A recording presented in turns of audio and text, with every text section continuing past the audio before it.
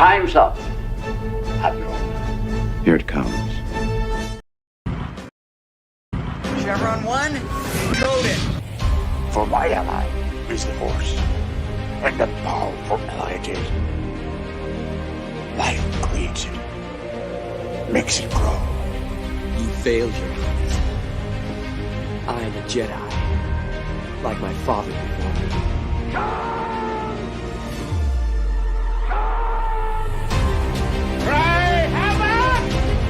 And let's set the dogs of war. Chevron 2 is coded.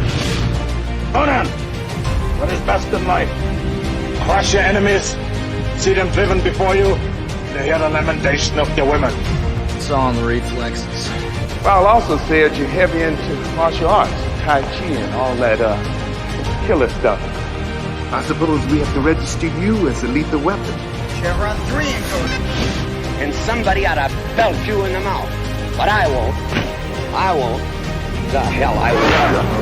Chevron 4 encoded. Do you expect me to talk? No, Mr. Bond, I expect you to die. Chevron 5 encoded. You take the blue pill. The story ends. You wake up in your bed and believe whatever you want to.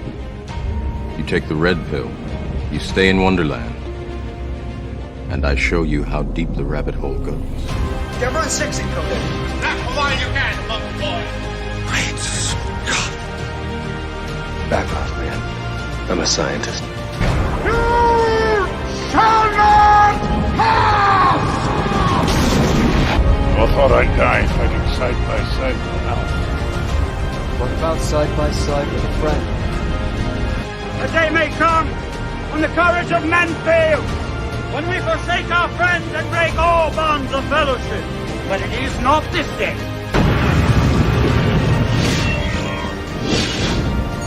Chevron 7 is locked.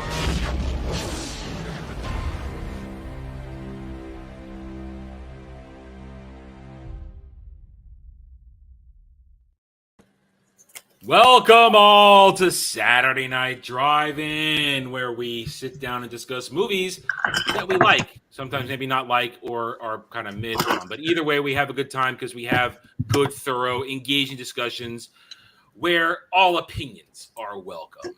And tonight we are doing Zack Snyder's 300, Lady B's Choice. And let's go around the horn and say hello to everybody. Jed, about to go a-traveling. How you doing, dude? I'm doing great. I've actually had a very good 24 hours because, yeah, there's been a lot of garbage TV that I've had to watch recently, but I got back-to-back the opportunity to watch Tar and 300 right next to each other, and oh my god, those movies were both really good, so it was a good day. It was a little bit of break of the norm that I appreciated. Yeah, that is the purpose of, that's one of the purposes of this show, where we want to talk about fun stuff. Mm-hmm. That's why I do some of these shows where we review shit so that we can take a break from the crap that we as YouTubers, review YouTubers, because reviewers are forced to endure so that our friends in the chat don't have to. So once in a while, it is fun to let's just watch a movie. We might not always like the movie, but at least whoever's going to choose it is probably choosing something that isn't utter crap and isn't detestable. So we have a good time. Check out for an hour or two and be okay. So I'm glad that you're in a good mood. I had a normal Saturday and hell, I even fell asleep this afternoon. I don't think I've even fully rebooted from the nap. So rebooting from the nap. It's like you need a nap from the nap. Yeah, it's just kind of Anyway, Lady B, how are you? Hi. I'm a little harried. I was bringing, because this is one of my favorite movies. Maybe could even be my favorite, but I was just bringing a whole bunch of show and tell stuff, and I knocked over my water bottle. Oh no! Yucky. Oh no! Luckily, nothing on the electronics, but my pants are wet, and it's just one of those days. Yeah, that's why I have a whole other table over here where I keep that shit. It's like water. Well, water yeah, over here, nowhere here. Well, it's like this thing is hung between my bed. Well, my desk is here. I have my bunk bed here. This curtain rod is here, and I left my headphones up in my bed because sometimes I listen to music, and I had to just climb up there. So I just kind of climbed, kicked everything. Oh no! No. Well, at least it's just water. At least it's Yeah, just it's water. just water. Thank God. It's not anything sticky that will attract ants or something. I once did that. I once stupidly tossed something after cleaning up something in a corner and forgot about it. And I woke up the next day and ants everywhere. It was a horror show. It was a horror show, and I had only myself to blame. I was a pig back in the day. I was a pig. Anyway, we're not here to discuss my younger slovenly habits. We are here to talk Zack Snyder's 300. One of the only movies that I really enjoy from Zack Snyder. I can say that. Oh yeah, this is like when he was like young and he was still making good movies. Yeah, I remember when I went to see this in the theater, and I walked out of it going, "That was a good time." I'm all jacked up. I love this movie so much. I'm all full of piss and vinegar and adrenaline. I want to go kick somebody into a pit now. I know. I want to like beat people up and get so excited about this movie. Yeah, so it is a general. It really is a turn your brain off movie. It's like, okay, here comes action. Here comes action. Here comes very fit men.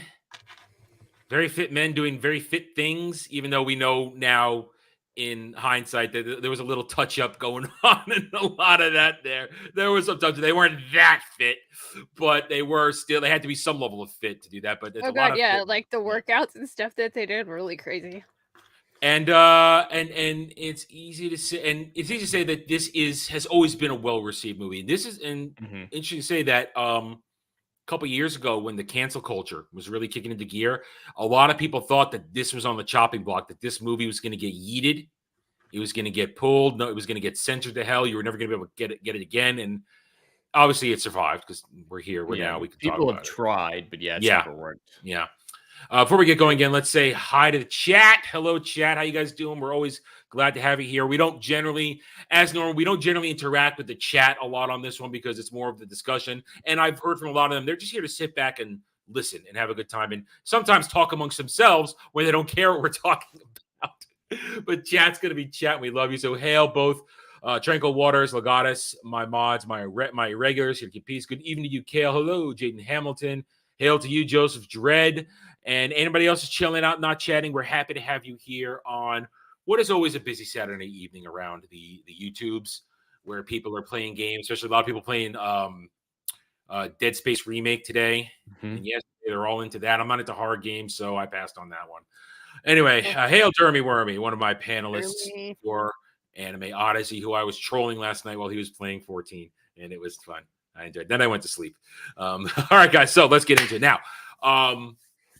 Lady B, this was your choice, so why don't you set the stage for us and tell us about your first experience seeing this movie. Oh my god, I saw this when it came out, and the first time I saw it, I was like, oh my god, like this movie is so awesome. It's kind of filled me with the same kind of feeling I get when I watch Triple R, where it's just like there's so much of everything, and it's so like there's so much action, like the artistry of the movie is so impressive. Like there was a lot of things that you'd seen in the movie that had never been seen before, like the whole like that one long sequence of the fight sequence with Leonidas, and the sort of like 360 camera stuff was really cool. I was just like, oh my god. And then of course I was like, I wasn't so much this as I am when I first as I am now with my whole like like men being men, toxic masculinity thing. But I was like, yes. This like, movie is a poster child of toxic masculinity.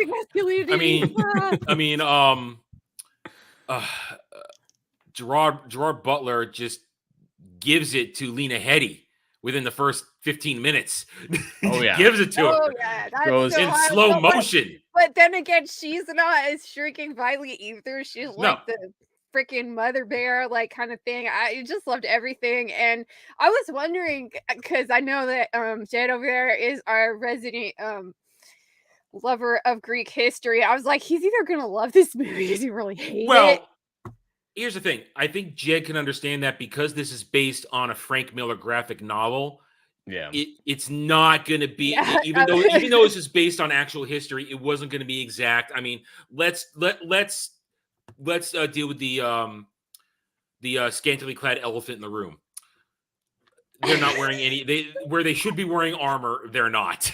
and it's like, Yeah, it could be worse though, because I have my 300. This is a Frank Miller comic, and if you guys want to talk about good comic book adaptations, this is an amazing adaptation of the graphic novel. I was listening to the director's cut last night, and there are like frame for frames adaptations of it. And what is really cool about Frank Miller is that he wanted to portray the Greeks as they saw themselves. I mean, here's one of the ones that's like direct scene from the movie down to the cat on the roof. That's right where my pinky is. But like he wanted to create that like the idea of heroic nudity, and I think like the guys in the graphic novel aren't like really wearing clothes that much. No, that was the thing, and that makes it whole interesting. I mean, Jed, did you know this was based on Frank Miller's? I mean, I guess they are like they're just kind of. Yeah, that's the movie. Yeah. So, did you know that, Jed, but that it was based on Frank Miller's comic before you went in? I knew it was based on a graphic novel. I didn't know until I saw the credits that it was Frank Miller specifically who had worked on it, and that was really impressive. But yeah, and he worked on the movie too. So I'd actually never seen this movie before, so this was a very new experience for me. And as much as I said I liked it at the beginning, I'm a little bit conflicted on it. This is the oldest Zack Snyder movie I've seen. Previously, Man of Steel was the oldest I gotten, so I haven't really seen peak Zack Snyder before. And going into it, I expected it to be like the rest of his affair, where it's a lot of style but no substance. And I think that is definitely still an issue with this film, but it was better written than I expected. There was actually some talent involved that I wasn't expecting. That might be the Frank Miller side of things or the other collaborators and Zack Snyder himself. But I think the biggest problem is there's some weird choices, and I don't appreciate the style. Like, it doesn't work very well for me. The visual aesthetic of it. The comic booky feeling. Like, because it's that real artsy. You feel like you're in a comic when you're watching it. It's distracting, cool. and it looks really fake to me. So I just don't get engaged as much as other people do. Yeah. But from a historical accuracy standpoint, they got a lot pretty impressively. Like the setup of Spartan society was really impressed with that.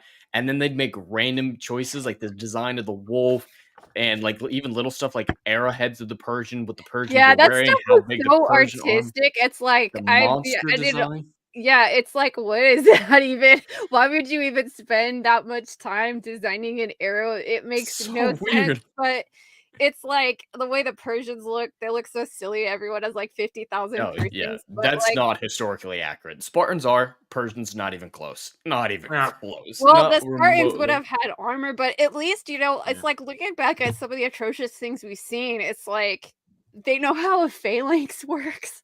and like, yeah. But this movie was a lot of fun, and that was its saving grace. It's as much fun. as like pure fun. When it comes to Greek stuff, I either prefer historical accuracy or mythological accuracy. Those are the two avenues. And this one was a really good opportunity for either one. It could really go either way.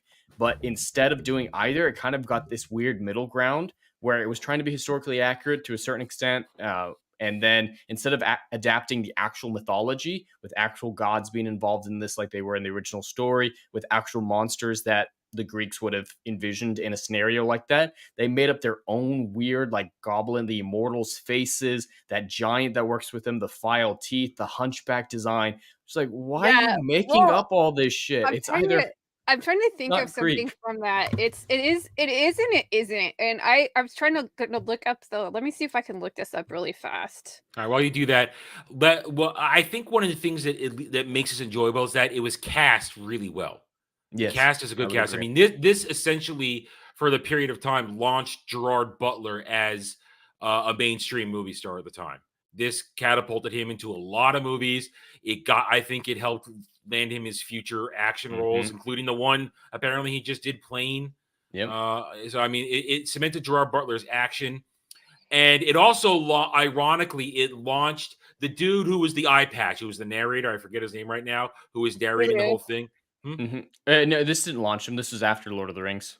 No. What I'm saying is the dude who wore the eye patch, who then was narrating the whole thing. What I'm saying is this launched him as the narrator for that series of Warrior versus Warrior on History Channel for a while. Remember that one? Like, historical. That made him the voice of that stuff. and Yeah, that was he the did cool that for show. years. It launched a lot of people. Like Michael Yeah. Fassbender is in it, and he's really young. He's Yeah, really young. I Yeah. I used to love Michael Fassbender, and this is like I don't like him in this movie at all. He's not my favorite Spartan. And But this is the first time I saw Lena Headey in anything. Yeah. All of Lena Headey. Yeah. All of Lena All Headey. of it, yeah. All of Lena Headey. Oh, and But I she mean, keeps doing that in Game of Thrones. yeah. I mean, so but I think the casting was spot on, and it helps it be fun when everybody's there delivering a good performance. For the Spartans, I would agree. I don't like Xerxes. I do not like Xerxes. Even like I I know the know. historical version of Xerxes to enough of an extent to know that it's not even close. And just their interpretation, he seems really out of place, being like what 9 feet tall. It's like what is I know. Well, going they on? wanted to make him larger than life. And here's something funny that was we seen how badly they failed in like Rings of Power. It's like the actor that plays him is just slightly taller than I am. And I'm like 5'5", so he's like 5'6" or something. Like he's really short, and I'm just like, I think it make this guy look bigger. Like, what's That's how you do it. So as we said, this is a historical adaptation of an adaptation. And it's basically the Battle of Thermopylae, where the Spartans, a small band of Spartans, and historically with help from others who came around, basically held the pass against the endless armies of the Persian Empire. And that's kind of it. That's it. That's the story. And you know where it's heading when you go. You know everybody's going to die. Yep.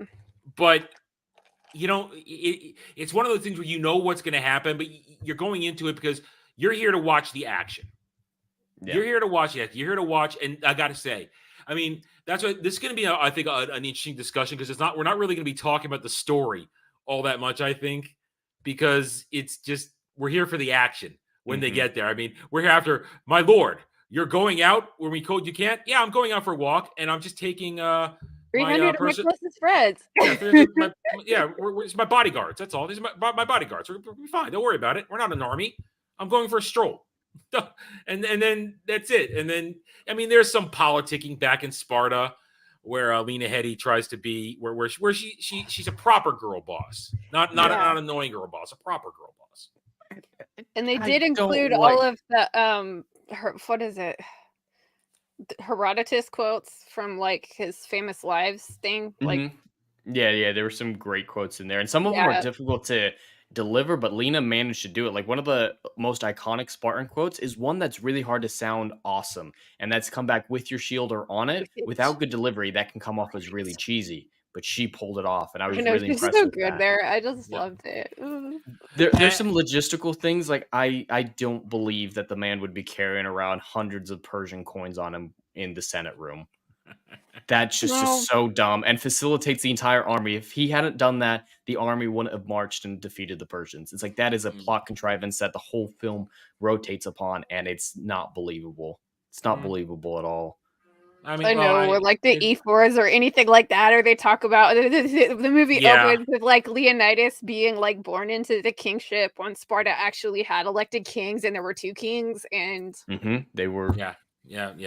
Leonidas fight wolf. I couldn't find the name of the book that I read, and unfortunately, when I got divorced, my ex-husband took all of my good history books. But there's a really excellent history of the like Spartans and especially the Battle of Thermopylae that I read, and I was like, oh, this is so interesting because I like ancient history too. So, like for the most part, the movie follows the process of events, but then they do the sequel and they kind of make it sound like it happened after the battle. But like the sequel covers the Battle of Salamis, and Salamis was happening at the same time. Like when they're looking at the ships and stuff, that's where the ships were going. But yeah, I never bothered with the sequel. I never bothered. I don't really like it. Yeah, no, I haven't watched any of it, but I think my favorite part of this movie is how they land the characters. They're all fully realized, even with the kind of not phenomenal script. Everyone is believable, and one of the hardest character motivations to get good is when like people know they're going to their deaths, but they're doing it for a purpose, hopefully to inspire others. It's something we've seen in a lot of other stuff, but it's difficult to nail in a believable fashion. And I think the delivery, the characterization, and just Spartan society lends towards it being Oh, yeah. incredibly believable. Like, I love those stories. It's like, we're not getting out of this alive. We're just gonna make the god bleed. That Looking is for what that we are here glorious for. death, yeah, and they Mhm. set it up with, like, the beginning of the story with, like, Leonidas being a boy, and they talk about how he went through the Cryptea and how he goes out and, like, why would anyone uh, go out in the snow with, like, a loincloth and no shoes, but, like, whatever. He fights the wolf, and you know what's interesting when I was watching the director's cut is the wolf they initially started with, like, practical effects of wolf, but they found it looked better if they did CG, so they That changed wolf looked it. awful, though. I It hate did, that wolf. it's like the wolf like, let me see if I could find a picture of it. It really was, like, It's a true had to to be mythological. Like, I would believe that was Fenrir. I wouldn't believe that's an actual wolf that a Spartan would come Yeah. across. That's where, like, I don't it think they doesn't have it I in don't the think it yeah, I balances mean, the it is the mythological and comic the book realistic. wolf, though, like Yeah. No, that is it's the accurate. wolf. So you could say I mean, like, this is almost to a fault, like, the accuracy Mhm. of the comic book, like, it's so weird.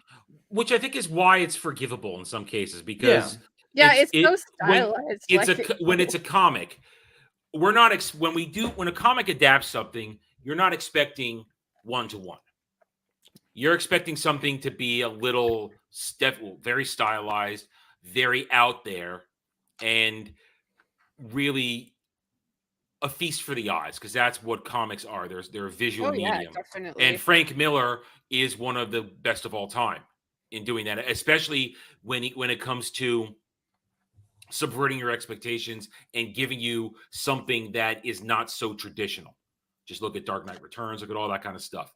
That's his MO. So when it was said that they're going to do this and it's going to be 300, the Battle of Thermopylae, but we're adapting an adaptation. We're adapting an already adaptation. We're taking Frank Miller's graphic novel, one of his all-time great hits, and we're going to do it.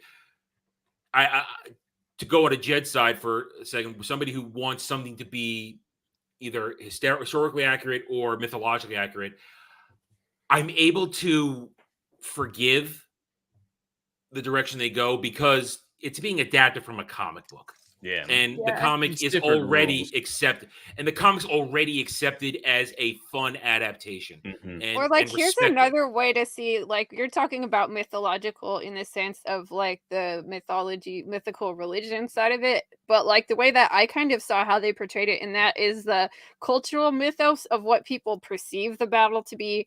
Like, it isn't exactly historical, there were a lot of things that they left out, like, there were more than just 300 Spartans there Yeah. were a bunch of Athenians and, like, other Greeks behind them and stuff like that, but they went with, like, the kind of cultural mythological story that's kind of come up with that.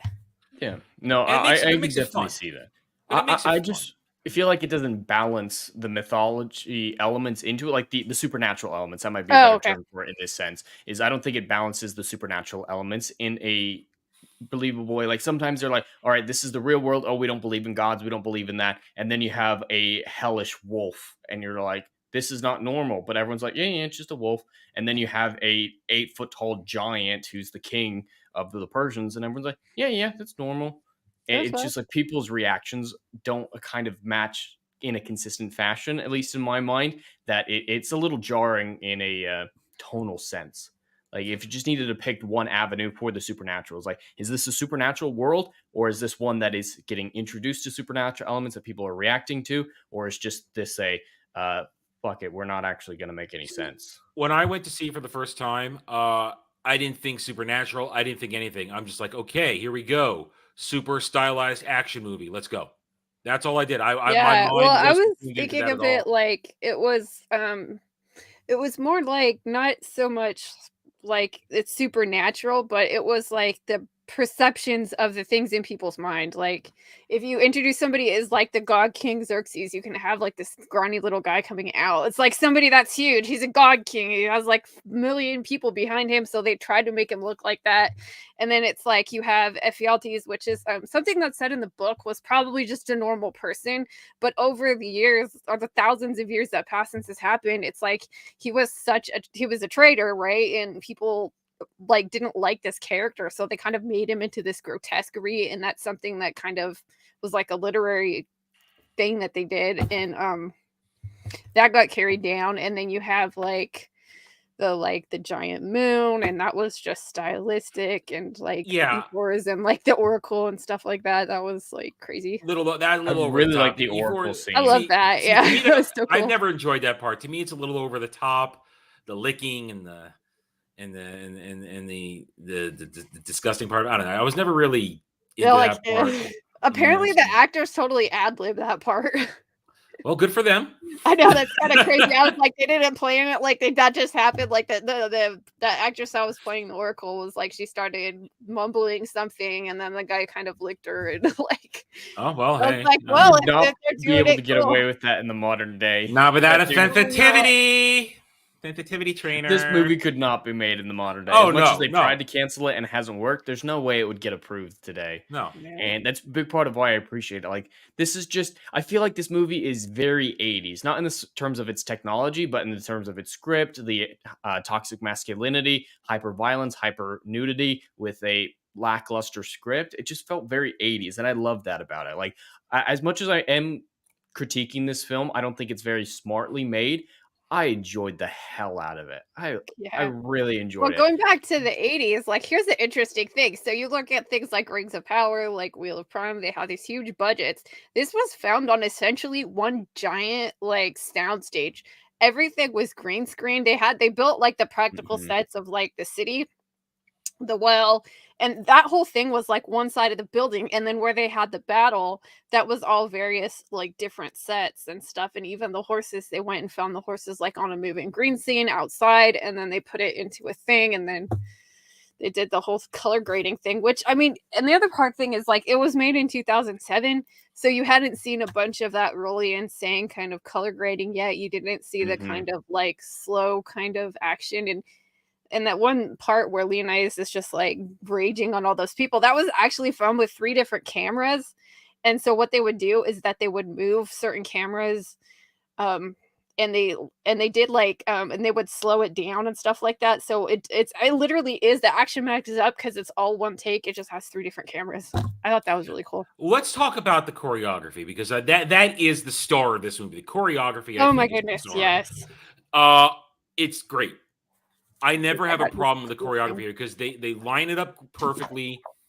The actors are, as we said, fit as hell. They're pulling off these action sequences great, and you feel like, and even though again they should be wearing armor, we're gonna take that out because we're on the comic book side here. It's a comic thing.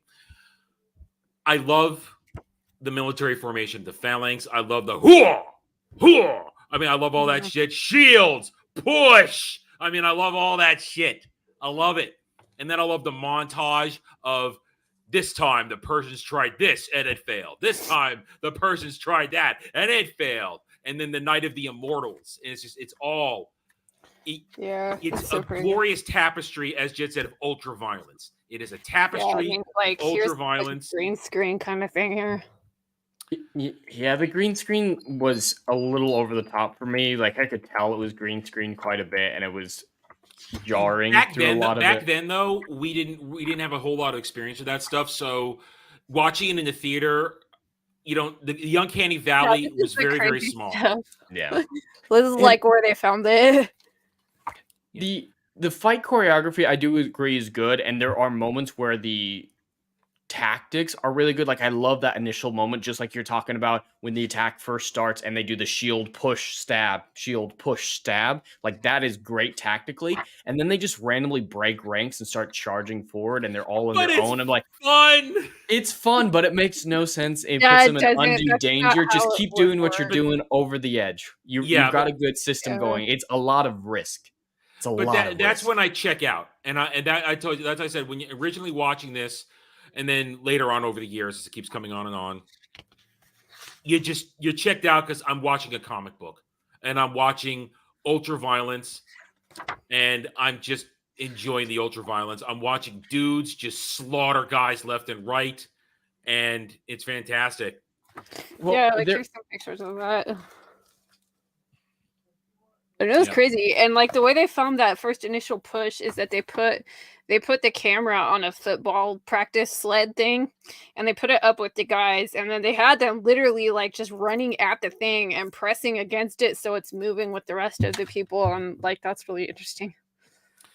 And so I mean, so as I said, to me, the choreography is the star of this movie because that's what we're here for. We're here to watch the Battle of Thermopylae, and I think it delivers on that aspect. I think it does because you leave satisfied. Inaccuracies aside, impracticalities aside, you watched a slaughter, and you're just like, yeah, look at that. Oh, you're going like this, yeah, yeah. You're going through all the different facial expressions of enjoying watching ultraviolence, and you're going, and when you're a younger person, you're even acting it out at times. When you're a kid, even or young, you're just like, oh, I'm doing this, I'm doing that, yeah. I've Sparta kicked a few things in my day. I wish I'd been able to see this as a kid because, as a kid, this probably would have been like my favorite movie ever. Yeah, and and like Dermy just said in the chat, it is pure escapism because it's just a good time. It's not trying to tell you anything. It's just this is people standing up to an opposing force in a no-win situation, and they're going for that glorious death, but they're going to deliver a lot of glorious death along the way, and of course, then this movie spawned a ton of famous quotes that are still relevant. This is Sparta. I mean, I love the "then we'll fight in the shade" line. Tonight we dine in hell. Tonight we dine in hell. I mean, think that was that Herodotus? I don't remember. I don't know.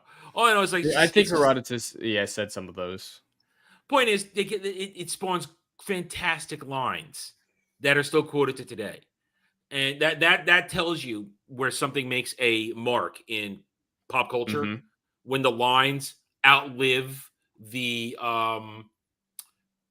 culture, the relevance of the movie. The movie itself, 300, it's not really a relevant movie. Nobody is going back to it all the time. It's not on wheels. I'll rewatch this, but the lines carry on. The imagery, the kicking into the pit is something that is carried over to a lot of different media, and people use it for memes.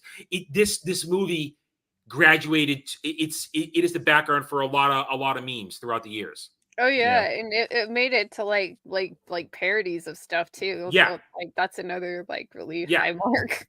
So I mean, you could say that this movie reaches it's significant because it has attained a certain point of cultural relevance, even though it's not modern day relevant as something everybody watches, because it has moments, scenes, lines, actors, actresses that are still relevant that we all remember, we can quote without thinking, and you're into it. I know. I know all the lines from this movie. I started watching it last night, and I'm like, oh yeah, I'm just going on. And it's funny because I meet so many people. I'm like, this is one of my favorite movies, and they're really surprised. And then I find there's a lot of people out there that really like this movie too, which surprises me, honestly. Yeah, I mean, it's just a good movie. It's just a good movie. When they could just put a movie out like this, knowing it's going to make its money, and then finding out later that it reaches that level of cultural significance that holds on. And not sure where else to go, because I said, as good as it is, it's a very simple thing to talk about. I know. I should have well, you know what? I was so sad because when this came out, I would love the movie, and then I ended up somehow joining a cosplay group for this, and I was going to try to do my show and tell thing and actually show the famous Sparkini, but I have an old hard drive that has become corrupted and I cannot get anything off of it. I might have to just get it repaired. And but I did wear my little Spartan shield necklace that I got at Dragon Con. And what our group did is it was 2008 and we went to Dragon Con, and for about 6 months before Dragon Con, we started what we call the cosplay group. And we were like, well, if we're going to do cosplay stuff, we're going to have to work out. And it was a group of mostly guys. There were probably about 4 or 5 girls and girlfriends and wives kind of thing, except for me. I was single on that. And we would all we had what we call the Cryptea, and we would work out for this. And the 300 workout is really, really crazy. I mean, there's a lot of P90X. There's the guys really, I mean, there is a lot of makeup there, but the guys really did get in shape, and it was insane. And we tried to, if you could do the kind of like a workout that the guys did in the movie, and if not, it was just there to kind of just self-improvement and get healthier. And it's actually really funny looking at that, because I think at the time I weighed like 130 pounds and I weigh like just under 120 now, so I'm even skinnier than I was then. But I still did it, and I wore the bikini, and we all kind of claimed a character, and I claimed the young guy Astinos that gets his head cut off, so I copied his outfit. But I'm like, here's my show and tell, and we had our like, this was our Dragon Con, like 300 EC for Dragon Con, and then it was like, as that earn those shields. And that was our thing, and it was so much fun. And we had about like 20 people like did it all, and we had pretty much like the whole cast covered. So, and I guess then I'm gonna bring this up now, just because I want to talk about it. I love the soundtrack. Oh my god, the Tyler soundtrack is epic. Soundtrack. Oh my god, I've used that many times. The entire thing is just, it's outstanding. I love it. I'm not usually a fan of rock soundtracks in movies. They feel distracting most of the time to me, and Zack Snyder abuses it in most of his other movies, but it worked so well with this. Like the stylized aspect of it works really well with the rock parts of the soundtrack as well. So yeah. And it wouldn't, and you needed something for the scenes where it's just action or the montage. You need something to that. And sometimes you need things that encapsulate the scene, like when the traitor, I forget his name right now, the hunchback, when he goes into Xerxes' tent, the music, the debauchery going on in there, but the music is just like spot on. It's like they got the tits 69ing. Oh my god, that's so funny. It's just it works. I mean, so this is one of those movies where the music perfectly fits every single scene, and it's memorable too. It's good stuff. I have it. I have the soundtrack. So a lot of it reminded me of Lord of the Rings. I could see some Lord of the Rings influences throughout this entire movie, and I loved all those moments. And I'm a big sucker for soundtracks that have vocals in them, but not like actual words. Like when it's choral, choral stuff. Yeah, I'm a sucker for that in soundtrack. So am I. And every time it came up in the movie, that's like when I get super pumped. If I hear soundtrack with that, that's got to be an epic moment, and I'm invested. Oh yeah, that or like the part where they're watching the storm like crash all the ships, and it's like that guitar solo, and they're all like screaming. You're out there like screaming with them. So good. And it's just fun, and it's like it's entertainment. I think that's the way to call it. But that's the perfect word. It's entertainment. It's just there to just take you out, whole, like box set thing, and not think. Yeah, you're there to watch a movie. You're not there to be told anything. You're not there to be judged. You're not there to think beyond what you're looking at on the screen. You're looking at ripped dudes kicking ass. You're looking at sexy ladies, sometimes naked, and you're looking at just ultra violence, really choreographed near perfectly. And that's why it works. And as I said, this is one of the only Zack Snyder movies I can think of that I actually enjoy. I'm not sure I can really think of another one. Oh yeah, I didn't even look at this. It was like the kind of like scene for scene thing from the comic book. It was like the limited edition thing. Did you know the kid in the beginning is Zack Snyder's son? No. That's really crazy. Interesting. Yeah. Well, just real fast, we mentioned at the beginning the historical accuracy aspect of it, and there is a really important thematic historical accuracy, which is part of why 300 as a historical event is so impactful to people, because this isn't just the last stand of Sparta against Persia. This is really the last hurrah for classical Greece, because all the Greek heroes have come and gone by that point. Hercules was over 1,000 years before. The Trojan War is a distant memory, and the Trojan War was already in the twilight of Greece. So we're really at the end of it. But at the same time, it's partially the peak of their society as well, because we're well out of the Bronze Age. So they're, using better technology for their weapons now.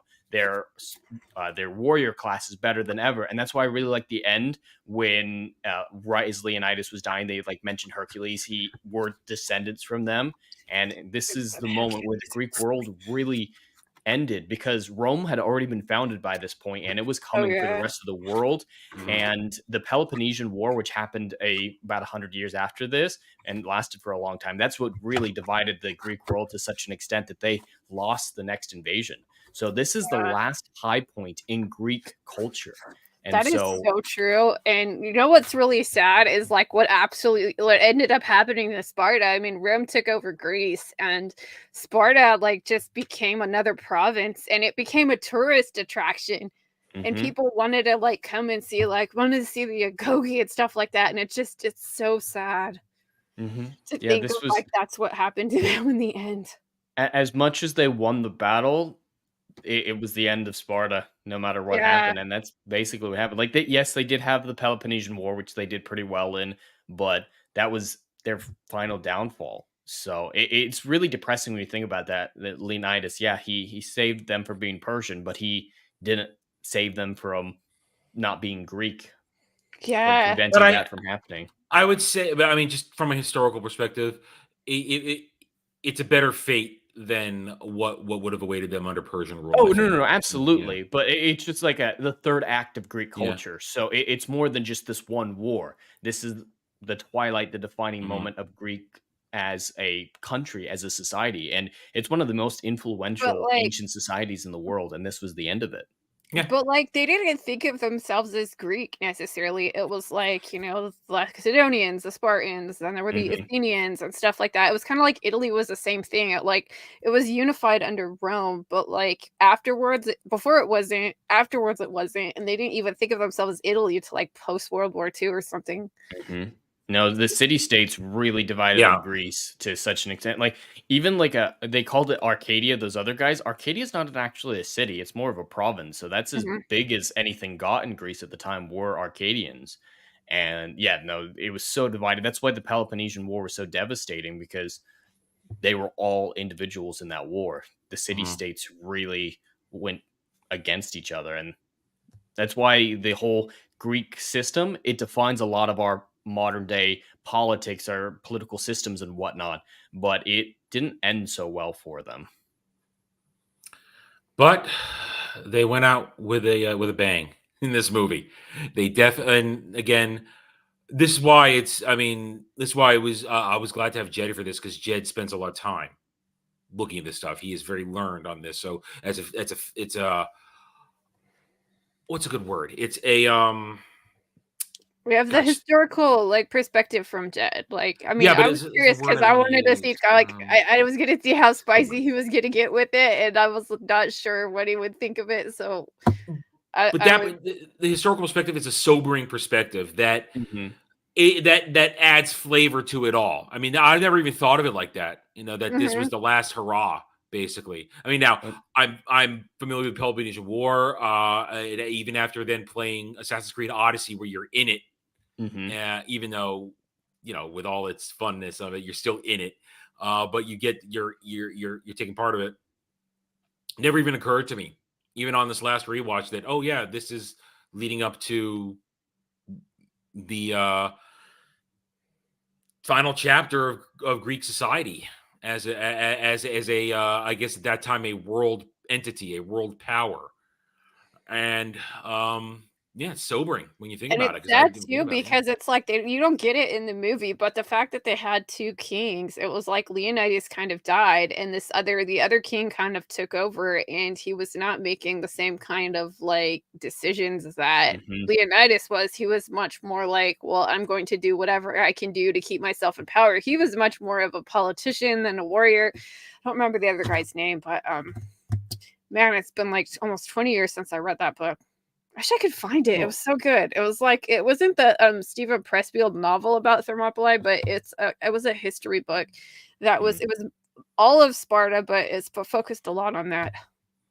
Well, speaking of Assassin's Creed Odyssey, it's more historically accurate than people think. It's not actually that bad for historical accuracy. I mean, taking away the, take out the fantastical stuff. Yeah, take out the ancient aliens. And the Peloponnesian War aspect of it, the Pericles aspect of things, Aspasia being involved, some really interesting stuff. And her in the story, Cassandra's grandfather was Leonidas, so that's pretty close. That's why that's why it's such a fascinating interpretation of that, moving on to Peloponnesian War and drawing in the Battle of Thermopylae. When you play Assassin's Creed Odyssey, the story opens when you go to the past for time at the Battle of Thermopylae, and you are Leonidas doing all kinds of badass shit. You can actually play that? That's cool. Yeah, That's you how start. it opens up. It opens That's how up, the game and starts. it's based awesome. around part of it's based around the Spear of Leonidas, which is an artifact that holds a lot of power because of his bloodline. So it is it's a fascinating aspect when you think about this movie, because that whenever I see this movie now, having played Assassin's Creed Odyssey, I'm thinking I think of Assassin's Creed Odyssey too, just because I played the game, but now watching it, because I mean, yes, the game came out a decade later, but it still is a fascinating.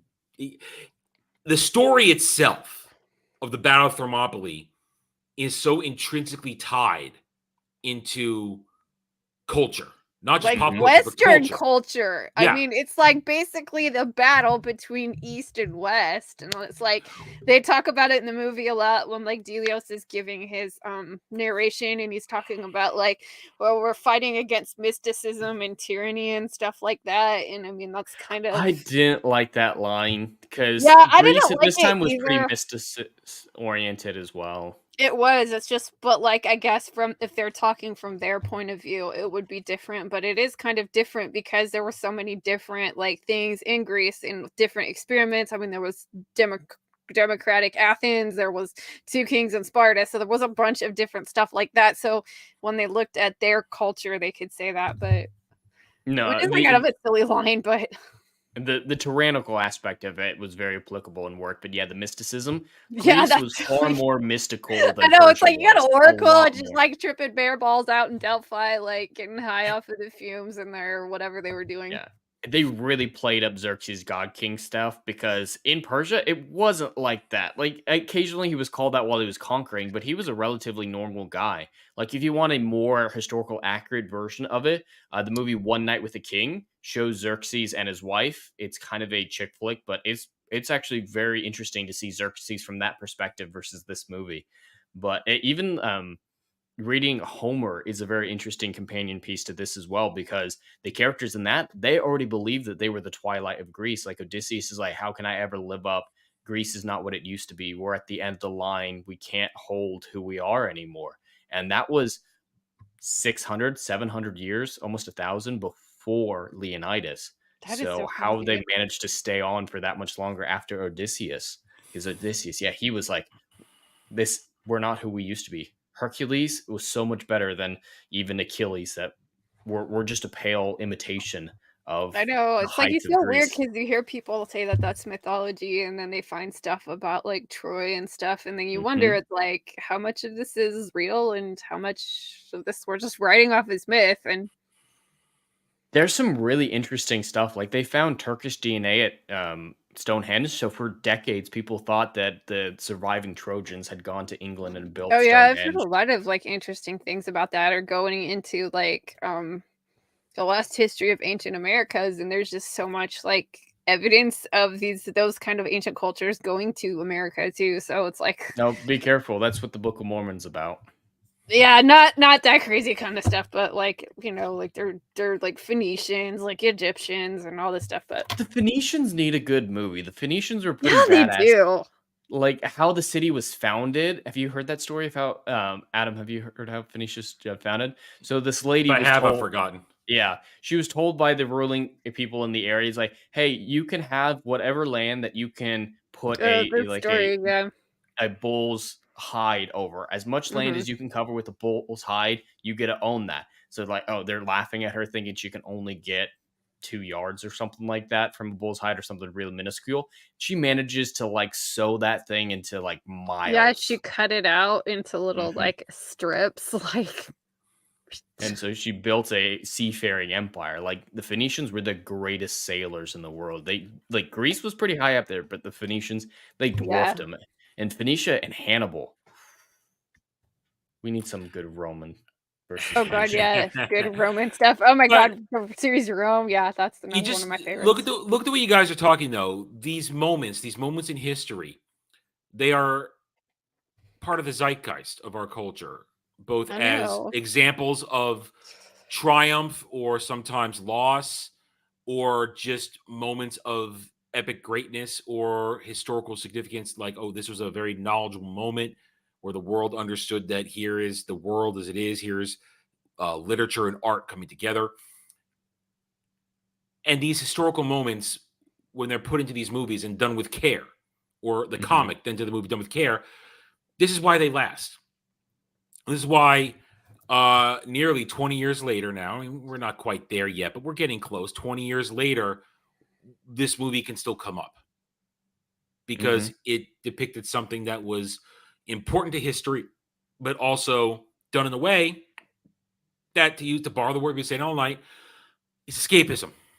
And it's just a good time. It's entertainment. I love And it. And we're all entertained at a different level from it, but we all are entertained. Or you know what this movie did, go back on the entertainment thing that I really liked, and I think they did it especially well because I think it can get really like difficult to work this into movies, and I know Lord of the Rings does it too. But the whole thing is goes through with the narration from Delios, and it starts in the beginning where he is talking about like the story of Leonidas, like as a child, and his narration continues through the whole thing. And I like that because it gave you this kind of sense of like the epic storytelling and kind of like the idea, because when he starts talking about that, he's at the what is that He's actually battle? telling it from the epilogue. Yeah, he's telling it from the battle. It started with a P. What is that one? The one that was afterwards. God, I can't think of it. Yeah, I don't remember. Plataea, the Battle of Plataea. He was telling it from there because he was talking to the Athenians and stuff and giving them kind of a rousing, like rah-rah speech for that. And you get once you see where he is and how he's telling it, and you realize this is kind of postscript, it's like you can already see that the myth of what this was come together. So it kind of like when I think about it, it's like we're already hearing something that's being mythologized and propagandized in a way. And I mean, that's why the story is important. I mean, it was a important historical thing. And like we keep saying, this was an important cultural moment for us, for like Greece and the Mediterranean and European culture. It allowed Western culture to continue. Yeah, definitely. I mean, that was a pinnacle moment in history because it is history, whether it's the stylized, crazy version we see now, but it still happened. Bottom line, it did happen, and Western culture continued. Yes, it continued as Roman culture, and then Rome fell, but it still continued. And without that moment, we could look at a very different world. Oh, absolutely. The Middle Eastern influence over Europe would have been astonishing. Yeah. I love what you're talking about with the narration at the end, Lady B, the mythological propaganda aspect of it, but his narration was really inconsistent a lot of the time because he would switch between past and present tense at seemingly random. And it was really bothering me how he was like, oh, I am here. We are doing this well, Leonidas didn't know what he was going to do in this moment. And the bigger thing is it was distracting from the show of it. Again. I hate narration is a delicate thing. It can be used very well and very poorly, and it can kind of be an excuse not to show, in the classic show don't tell. And I feel like they were doubling up in scenes that you didn't need it. Like he would say stuff that was evident in front of you. It's like, I just saw that. Thank you. I don't need it to be doubled up again. We got it. I see what I'm seeing. And so I think it was overused to the point where it was distracting for me, a lot of it. But what it led to in the epilogue was rousing and an interesting piece that made sense, especially with the oral traditions of the time. 10,000 Spartans and all of Greece. Yeah. So yeah, it is. All right. So here we are. I think it's time to give our scores. Lady B, this was your movie, so why don't you give us your score? I would rate this as like solidly like a 7. Okay, 7 out of 10. Just on the plain like entertainment, it's visually like 7.5. Like 7.5 is pretty good. 7.5. It's very visually. It was consistent with the look that it did, and I think like looking at how they filmed the movie and the constraints that they had. I mean, this wasn't a huge budget movie, and this was 2007, so they tried to be innovative with stuff. They did a really interesting mix of practical and CGI effects on it, and they filmed most of it in a soundstage, and some of the stuff that they did on the limited space was really like creative and stuff. And for a stupid action movie, like, it had a pretty decent script. Like, the story is really tight. Like, there's not a lot of... It knows what it is. Yeah. Knows what it is. We say that a lot in our discussions, but that counts for a lot. When a movie knows exactly what There's it a, is. like, self-awareness there. Yeah. Jed. Well, I definitely enjoyed it more than I thought, and the script was better than I expected. So the enjoyment factor versus the quality aspect, I would give it barely a 6 out of 10, I'd say, in actual intrinsic quality, but I enjoyed the hell out of it. I really enjoyed this film, and I really wanted to, so I was glad that it surpassed my expectations, and I wasn't quite ready for that. But yeah, no, I like to be satisfied by older movies. And Greek movies, I'm a little more often than not harsher than the average person would be. Oh yeah, definitely. And so I really wanted to like it. Yeah, I didn't want to come into it like, oh, the historical aspect of me was like, oh, I can't stand it. I hate this movie. But similar to when we watched Clash of the Titans together, I'm like, maybe not. Wait, which version of that did you see? The new one or the old one? There's only one version. Yeah, There's only one version. Well, the new one is not awful, but like... Yes, it is. Yes, it is. It's awful. It's terrible. That's so funny. It's terrible, with that one, it's not historically accurate either, and kind of mixes up the heroes, Belophemus and Pericles, quite a bit. But it got the spirit right, and I think that's the more important thing about Greek I think of the mythology. two, I like the 80s one better. Yeah, and that also the 81.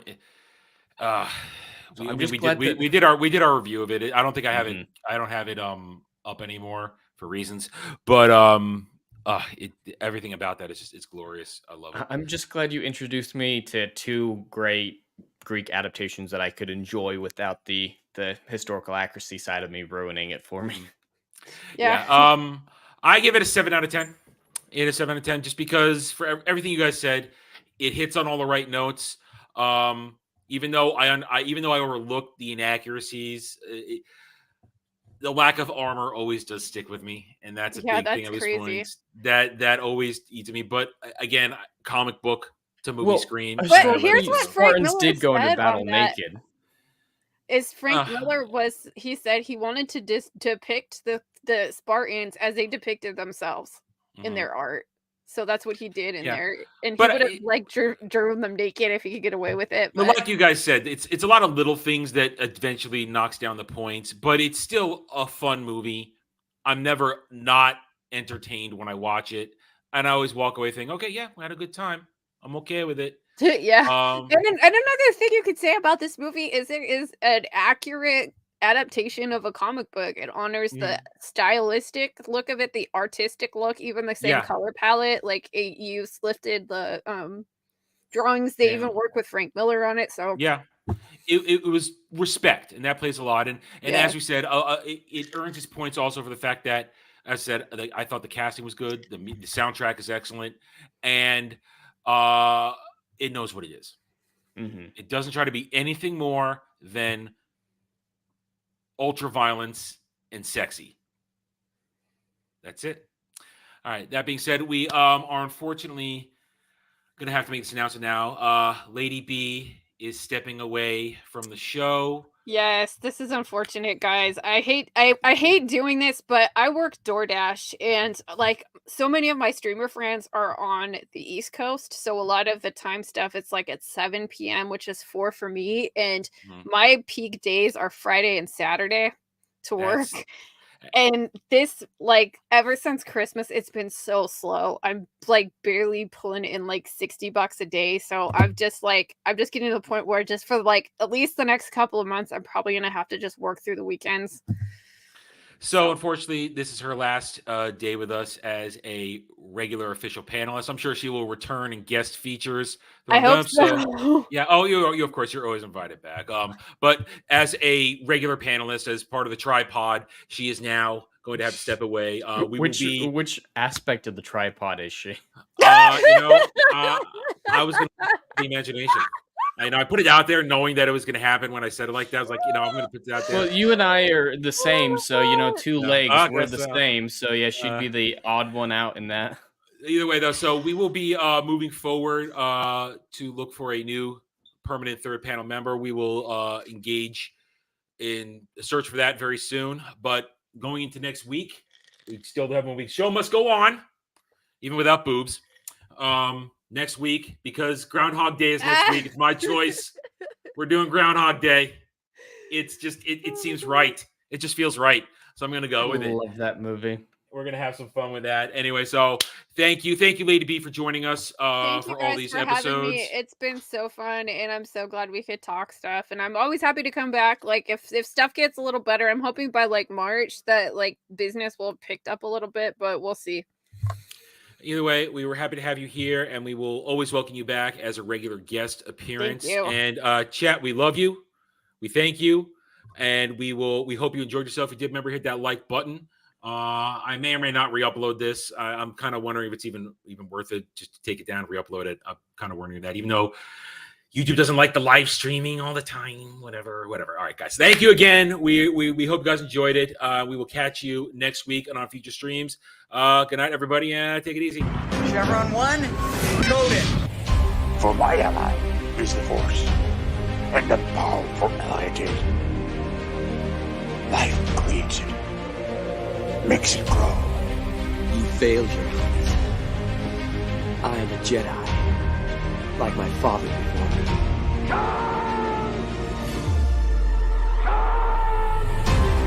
Cry havoc, and let's set the dogs of war. Chevron 2 encoded. Conan, what is best in life? Crush your enemies, see them driven before you, to hear the lamentation of the women. It's all in the reflexes. I'll also say that you're heavy into martial arts, Tai Chi, and all that killer stuff. I suppose we have to register you as a lethal weapon. Chevron 3 encoded. And somebody ought to belt you in the mouth. But I won't. The hell I will. Chevron 4 encoded. Do you expect me to talk? No, Mr. Bond, I expect you to die. Chevron 5 encoded. You take the blue pill. The story ends. You wake up in your bed and believe whatever you want to. You take the red pill. You stay in Wonderland. And I show you how deep the rabbit hole goes. Chevron 6 encoded. That's why you can't, love boy. Back off, man. I'm a scientist. You shall not pass! I thought I'd die fighting side by side with an elf. What about side by side with a friend? A day may come when the courage of men fails, when we forsake our friends and break all bonds of fellowship. But it is not this day.